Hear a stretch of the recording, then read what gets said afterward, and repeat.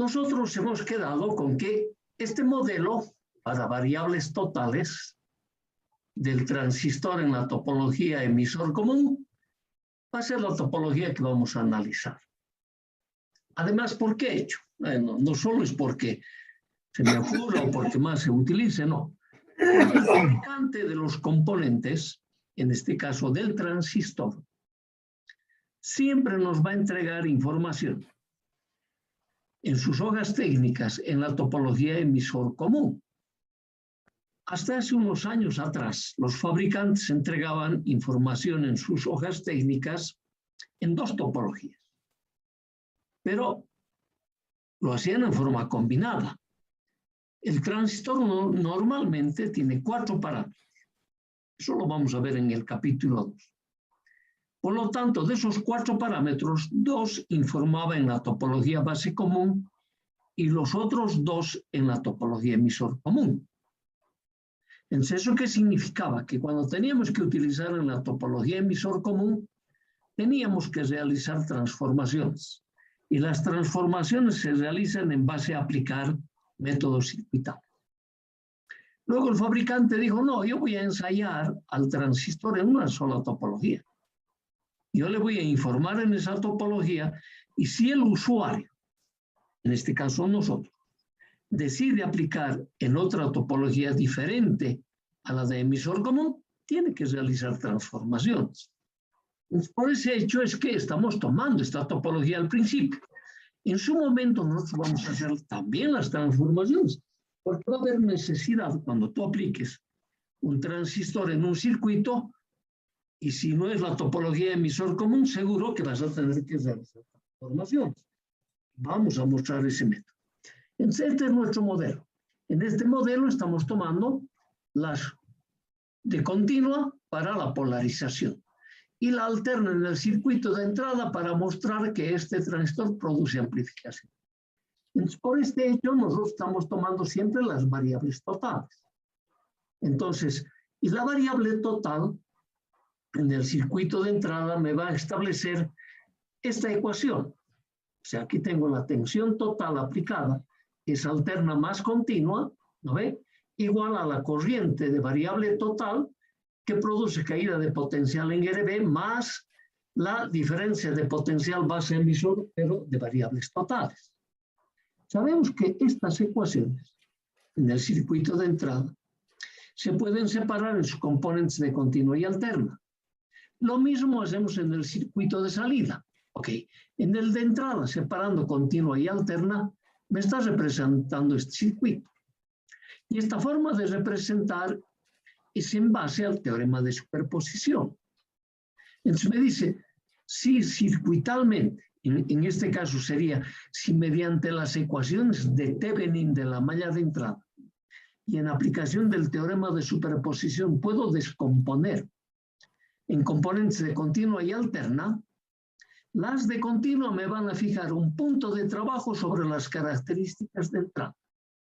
La alterna me va a mostrar que la componente de alterna por las condiciones que hemos adoptado no van a producir modificación del tipo de polarización de la juntura de entrada. Algo parecido me va a suceder en la salida. Ok, entonces aquí estamos mostrando para el circuito de entrada las dos componentes, componente de continua y componente de alterna. La componente de continua sirve para fijarme un punto de trabajo sobre las características del transistor. Y la componente de alterna sirve para mostrar que las variaciones de la componente de alterna no me van a cambiar el tipo de polarización. Y para eso hacemos una consideración. ¿Qué consideración? Esta tensión base emisor no sobrepasa ni la tensión de arranque ni la tensión de saturación. Por lo tanto, nosotros podemos considerar esto aproximadamente 0. Es muy pequeño. Ok.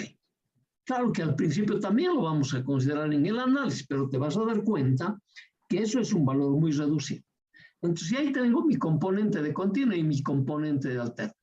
Con mi componente de continua, despejo la corriente de base de esta ecuación.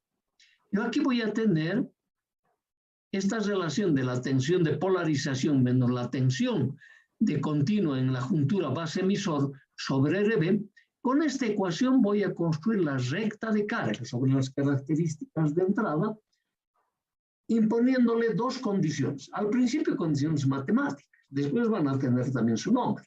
Ok. Lo mismo hacemos para esta componente de alterna. Entonces podemos poner nuestra ecuación de las componentes de alterna. Sobre esta tensión le vamos a poner condicionantes, también en la construcción. Y nosotros vemos que la resistencia de carga en el circuito de entrada, tanto para las componentes de continuo como para las componentes de alterna, es la misma. Por lo tanto, cuando construyamos esta recta de carga para hacer la de alterna, lo vamos a hacer en función de rectas paralelas. No siempre se va a cumplir este hecho de que la resistencia en el circuito de entrada sea la misma para componentes de alterna y de continuo. Ya veremos cuando no sean iguales. Vamos a mostrar también, obviamente. Algo parecido nos va a suceder en el circuito de salida. Pero nosotros dijimos, aquí vamos a hacer unas consideraciones. Y esas consideraciones se están refiriendo a que la tensión en todo el rango de variación, desde apenas empieza a conducir la tensión de arranque P de gamma, hasta llegar a la saturación, la diferencia de potencial va a ser 0,2 de voltio. Entonces, estas tensiones, en las dos tensiones, tienen rangos muy restringidos.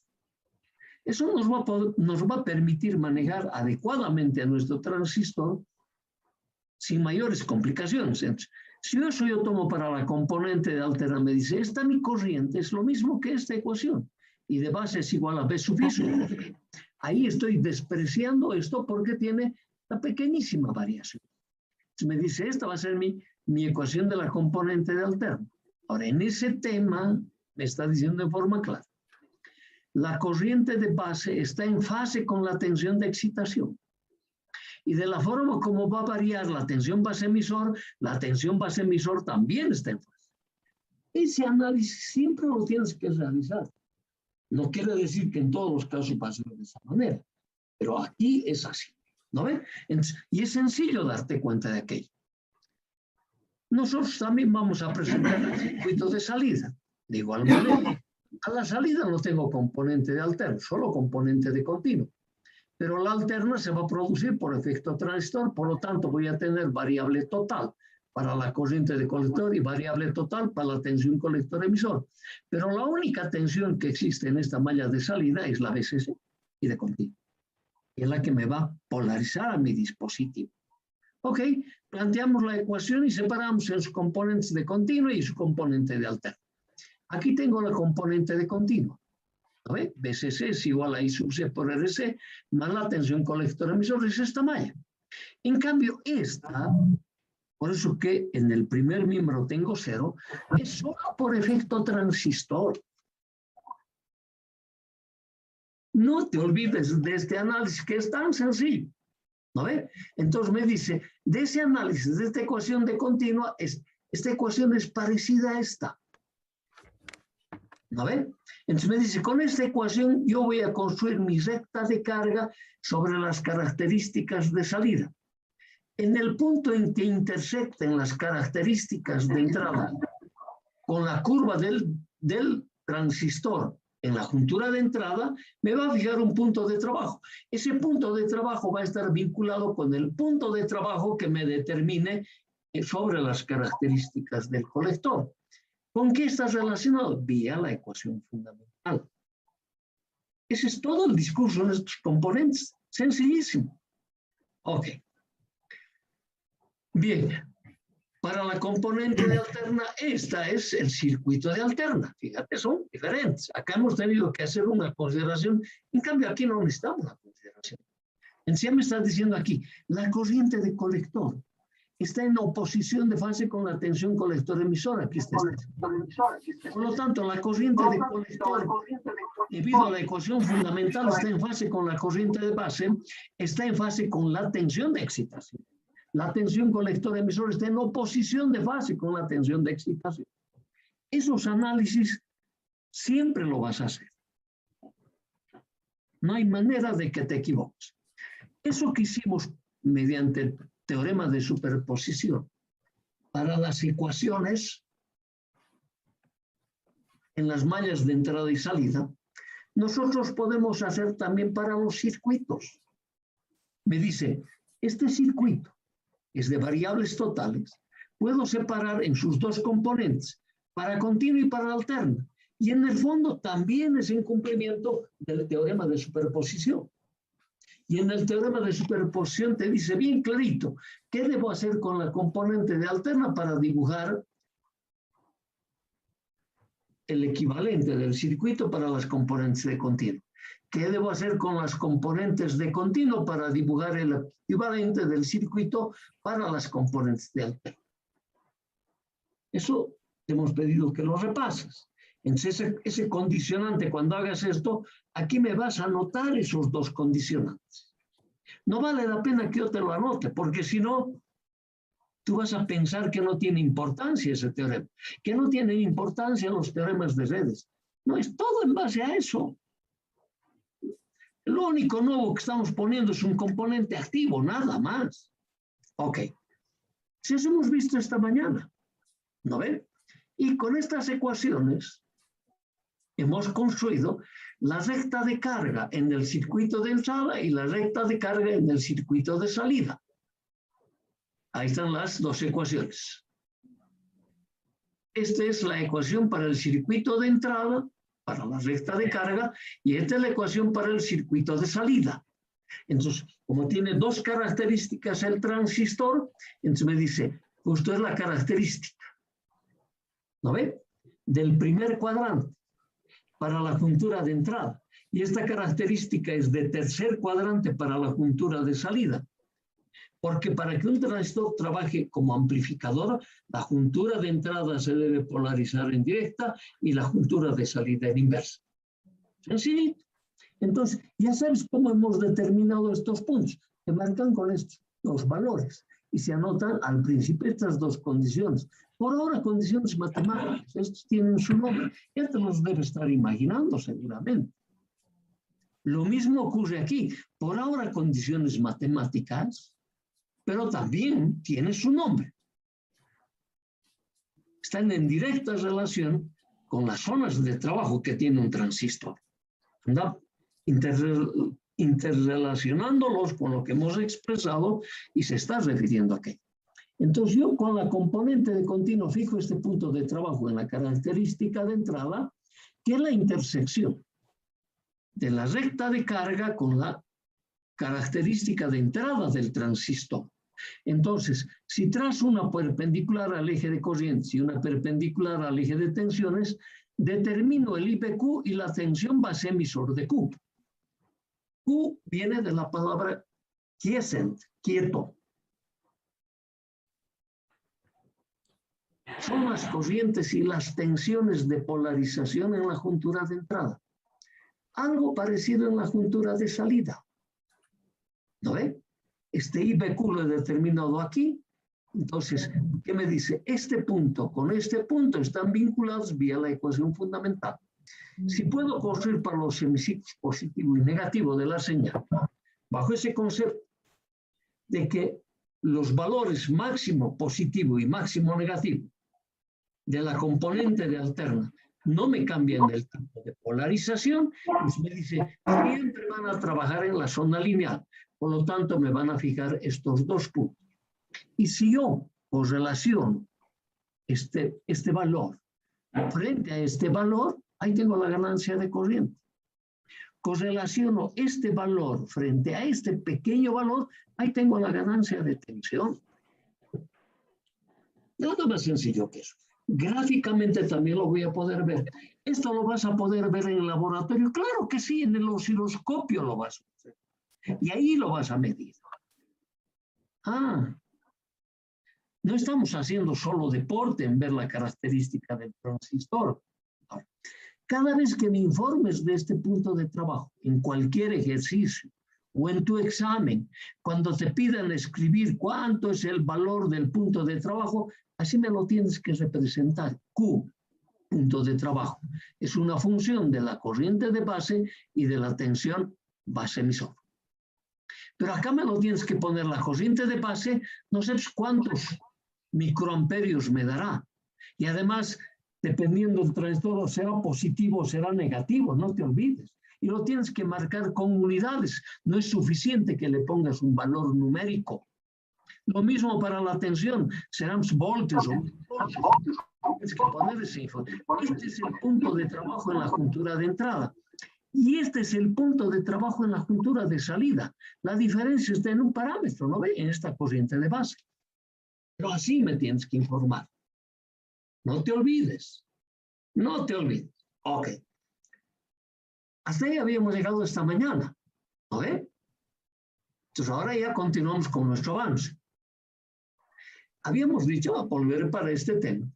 Ahora, esta letra que le hemos puesto acá, este punto de intersección es el Q. Ya saben, quiere decir quiescent. Eso traducido quieto.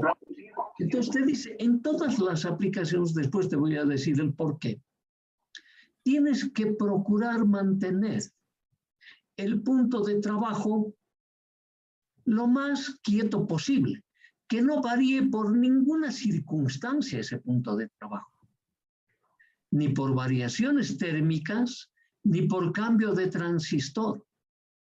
Allá te debes estar imaginando a qué me he referido, ¿no ve? Se debe mantener lo más quieto, pero eso es imposible, porque el transistor es sensible a las variaciones térmicas. Por lo tanto, entonces vos dices, va a tener que tener un rango de dispersión del punto de trabajo. Y la teoría te dice que ese rango de dispersión debe ser lo más reducido posible. Lo mismo acá, que el rango de dispersión sea lo más pequeño posible. Entonces, el rango de dispersión lo puedes interpretar como que hay un delta ICQ, delta ICQ. Si ese delta ICQ es cero, excelente, has conseguido el mejor circuito de polarización. A veces es una condición ideal, y no existen los ideales, ¿no ve? Nos tenemos que aproximar a él. Entonces ahí vamos a tener una idea de decir, oye, no voy a poder conseguir el ideal teórico de que la dispersión frente a las variaciones por otros parámetros en el punto de trabajo del transistor sea cero. Bueno, por lo menos la dispersión que tome el valor 1. ¿Y 1 cuánto sería? Y para eso yo me tengo que fijar esta ecuación. ¿No ve? ¿Cuál de estos componentes es el menor valor? El ICB0, nanoamperios. ¿Qué tal si pese a estos factores la dispersión del ICQ sea del orden del ICB0? ¡Qué excelente! El ICQ es miliamperios, el ICB0 son nanos. Entonces, cualquier variación en el orden de los nanoamperios, cuando los quiero expresar en microamperios, es pues una mancha más al tigre. No por eso el tigre se va a volver canario, ¿no ves? Ni tampoco pantera. Va a seguir siendo un tigre rayado, de negro y amarillo. Eso es lo que quiero, que no se note ese problema, que la dispersión sea lo más reducido posible. Si la condición ideal de cero no lo puedo conseguir, entonces por lo menos el menor de los valores, el ICB0. Eso tenemos que analizar. Sí, señor. Veremos eso. Y eso se llama factor de estabilidad. A ver, para que veamos nuestro factor de estabilidad, recordaremos, esta mañana estuvimos viendo eso. Yo te hice recuerdo de que el I sub S del diodo varía en un 8% para los diodos fabricados de silicio o de germanio, en un 6% para los diodos fabricados de silicio. Yo te dije, no, vamos a tomarle el valor intermedio, 7%. Y todavía ese dato es muy pequeño, dijimos, ¿no ve? Dijimos, no, le vamos a tomar un dato para cada 10 grados centígrados de aumento de temperatura. Y ahí dijimos, la corriente inversa de saturación se duplica por cada 10 grados centígrados de aumento de temperatura. Ese dato es más fácil para recordar que los 8 o el 6 o el 7% por cada grado centígrado de aumento de temperatura. Entonces me dice, ¿no ve? Yo cuando varía la temperatura, a lo sumo quisiera que la corriente de colector varíe en la misma proporción que el ICBC. Ajá, tengo que analizar eso. Segundo, porque esa ecuación está acá, lastimosamente. Este varía en nanoamperios y en esta topología este beta es grande. Suponte por un momento que esto sea 0. ¿No ve? Entonces lo que varía, el beta, por decir por ahora 100, digamos. Y suponte que varía en nanoamperios. 100 veces ese valor. A lo sumo va a ser micros, pero este es milis, ¿no ve? Entonces es pequeño. Y todavía estoy queriendo imponer que sea de este orden, por favor. Nanoamperios nomás. Mira, no sé cómo lo vamos a... Tenemos que hacerlo desaparecer al beta. ¿Cómo lo haría desaparecer si tú me preguntas, no uses transistor? Pero quiero amplificador. Ah, usa transistor. Entonces, no te vas a salvar del transistor, lastimosamente. Lo vas a usar. Ok. Estarás ya viendo, después te lo voy a mostrar en la característica. Entonces te dice, las variaciones de los parámetros de la ecuación fundamental producen variaciones del punto de trabajo. Por ahora solo esta variación le hemos puesto. ¿No ve? Producen el punto de trabajo. A ver, suponte que el ICB0 es constante. Suponte que la corriente de base es constante. Hemos dicho que hay el beta, el fabricante me entrega con una dispersión. Tú te compras con el mismo número un transistor, suponte que tiene un beta 100, vas a la misma tienda, te venden el mismo transistor, mides su beta, resulta que su beta es 200. Esa es una dispersión 2:1. Resulta que su beta mide 300. Esa es una dispersión 3:1. Entonces, para cualquier dispersión de beta, la corriente de colector no debe variar sustancialmente. Ajá. También dijimos que la tensión base emisor del transistor, y eso les llamo la culpa a toda la característica, disminuye en 2,5 milivoltios por cada grado centígrado de aumento de temperatura. Que la tensión disminuya, si tú ves la gráfica de transferencia del transistor a curva de entrada, la corriente de base aumenta. Entonces tú dices, pero no, usted me está queriendo mentir, porque en todo lado me han enseñado. Si la fuente de tensión va a disminuir, no varía las resistencias, tiene que disminuir la corriente. Eso es lo lógico, es la ley de Ohm. No, pues es que este componente no cumple la ley de Ohm. Disminuye la tensión y aumenta la corriente. Estamos en serios problemas, porque si te fijas en su ecuación fundamental, ICB0 varía, el beta varía, el I de base varía. Y usted está pretendiendo que yo mantenga esta corriente de colector a lo sumo solo con esta variación. Creo que usted me está queriendo pedir algo imposible. Parece, ¿no ve? Por eso es que la polarización del transistor al principio se nos hace complicado de entender. Estamos queriendo ver. Entonces, ¿qué te estoy diciendo? La corriente de colector es una función del ICB0, de la corriente de base y de beta. Es de esta ecuación. Por ahora, ¿no ve? La corriente de colector va a ser una función del transistor, del circuito externo al transistor que fija una corriente de base, por ende del transistor. ¿No ve? Ok. Entonces, nosotros estamos diciendo, además esta corriente de base es una función de la tensión base emisor. Y ahí el efecto que te han dicho disminuye la tensión base emisor en 2,5 milivoltios por cada grado centígrado de aumento de temperatura, aumenta esta corriente de base, que es uno de los peores efectos que tiene. ¿No ve? Entonces me está diciendo, oye, este I de base tiene una dependencia indirecta con la tensión base emisor y tiene un coeficiente negativo además, porque para que aumente tiene que ser negativo. ¿No ve? Okay, porque disminuye, dice.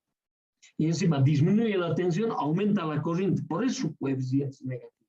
En cambio aquí, el ICB0 se duplica, beta veces ese valor, va a crecer la corriente de colector. El beta por dispersión, en ese valor va a crecer la corriente de colector. En cambio aquí disminuye la tensión, crece la corriente de base, beta veces ese valor va a crecer la corriente de colector. Entonces la corriente de colector tiene todos los parámetros que varían con el transistor. Entonces, en vez de esta relación, es preferible escribir esto, que la corriente de colector es una función del ICB0, de la tensión base emisor y de beta. Ajá. Aquí están todos los parámetros. Entonces, la variación de la corriente de colector por las variaciones de ICB0, tensión base emisor y beta, con la temperatura los voy a representar así. Claro, yo te lo estoy poniendo la ecuación de Prepo, es porque esto lo has usado en matemáticas. Claro, no para el transistor, obviamente. Porque si yo quiero calcular el incremento de la corriente de colector por sobreelevación de la temperatura, ¿no ve? ¿Qué tengo que hacer? La derivada de la corriente de colector respecto a ICB0. Esta es la que varía con la temperatura. Multiplicado por el delta ICB0. Esta se duplica por cada 10 grados centígrados de aumento de temperatura. Más la derivada de la corriente de colector respecto de la tensión base emisor. Claro, me dice, la variación de la tensión base emisor disminuye en 2,5 milivoltios y aumenta la corriente de base, por lo tanto aumenta la corriente de colector. Clarísimo. Esta es la dispersión del fabricante. Varía el beta del transistor, aumenta la corriente de colector. Entonces me dice, en esta ecuación diferencial están todos los defectos. Por estas tres causas, la condición es una sola, variación de la temperatura. Varía la temperatura y te hace variar estos tres parámetros. Esa variación está reflejada en la corriente de colector. Vamos a suponer que por la variación de la temperatura, una vez varía esto, una vez tiene que variar la corriente de colector. Una vez varía la tensión base emisor, una vez ya van 2 veces. Una vez varía beta, ya van 3 veces la variación de la corriente de colector. ¿No ve? Enseguida te lo voy a mostrar en la gráfica. Entonces me dice, oye, a estos parámetros, las derivadas, se llaman factores de estabilidad. Y el factor de estabilidad, en este caso, se va a llamar S sub ICB0, que va a ser igual a la derivada de la corriente de colector respecto de ICB0. Si no quiero que estén presentes estos dos efectos, tengo que decir con la tensión base emisor con una constante y con beta constante. En ese caso, yo podré analizar solo la variación de la corriente de colector frente a la variación del ICB0. Entonces, este otro, ¿qué va a ser? La variación de la corriente de colector por las variaciones de la tensión base emisor. Para eso, ¿qué tengo que decir? Esto, para ICB0 constante y para beta constante. Eso se llama parametrización. Así has utilizado vos en tus ecuaciones diferenciales en la materia de matemáticas. Entonces me dice, esta ecuación lo voy a parametrizar. Cuando yo quiera medir esta variación, va a ser el ICB0 constante, la tensión base emisor constante, y solo voy a tener la variación de la delta de la tensión, delta de beta. Entonces, es sencillo escribir esta ecuación bajo esa parametrización. Estoy llamando el SICB0 a esta derivada, haciendo la tensión base emisor constante, beta constante. el S de la tensión base emisor es la derivada con respecto de beta con ICB0 y beta constante. Y finalmente para S de beta, con ICB0 constante y la tensión base emisor constante. Entonces, esta ecuación, parametrizándolo de esta manera, yo lo puedo escribir así, que el incremento de la corriente de colector es SICB0 por delta ICB0, más S de la tensión base emisor por delta de la tensión base emisor, más S de beta por delta de beta. Nada más sencillo que eso. Entonces me dice, ¿sabes qué? La variación de la corriente del colector se debe fundamentalmente a los defectos del transistor. Este es el defecto del transistor, del TICB0.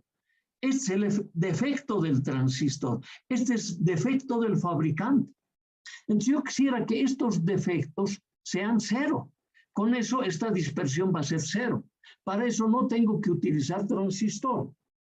Entonces como el transistor va a estar siendo utilizado y está hecho de germanio o silicio, entonces me dice, estos parámetros deberían aproximarse a cero. Entonces, si divides, dices, los S son las condiciones que me imponen los circuitos externos al transistor y estos deltas son las condiciones que me imponen los parámetros internos al transistor que dependen del material con que está fabricado y que lastimosamente tengo que utilizar transistor. Ah, pero ya está fácil.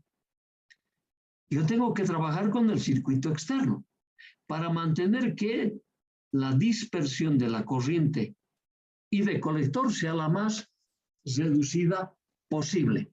Aquí hacemos nuestro primer descansito de